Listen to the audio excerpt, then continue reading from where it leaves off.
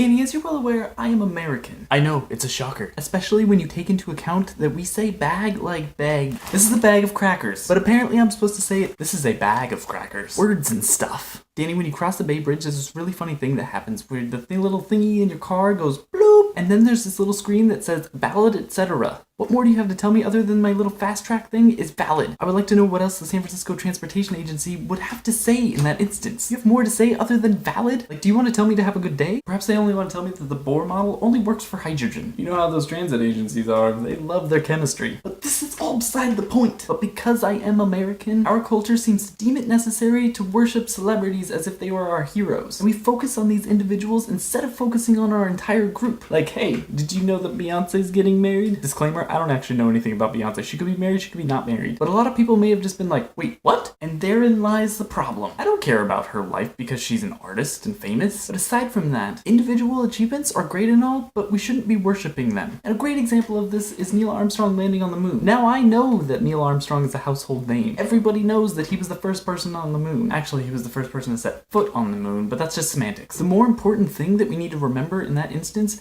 is not that Neil Armstrong was the person on the moon. It's that we went to the freaking moon in the first place. In less than 15 years, we went from not being able to go to space to going on a foreign world. That's the important thing here. It could have been Neil Armstrong or your mom or your dog. I don't care. The important thing is what happened, not who it happened to. For example, we don't know the guy. An interjection here, I'm gonna say that it's a guy, even though it could be a girl, but most likely we all know that it was probably a guy. Not because of sexism, but because of sexism in the past. We don't know who that guy who invented fire or the wheel or language was. The important thing is that those things were invented, not by whom they were invented. So yeah, it's pretty neat when you get to meet your heroes, the people who inspire you. But their inspiration should only go so far. Like Hank and John Green, they inspired this whole video blog thing with you. But they aren't the important part of that. The important part is that I am now doing a video blog with you, Danny. And the beautiful thing is that nothing I say here matters, because I don't care that I'm the one saying it. The important thing is that it gets said and that it affects someone else. If I say something really cool that strikes someone watching this, awesome.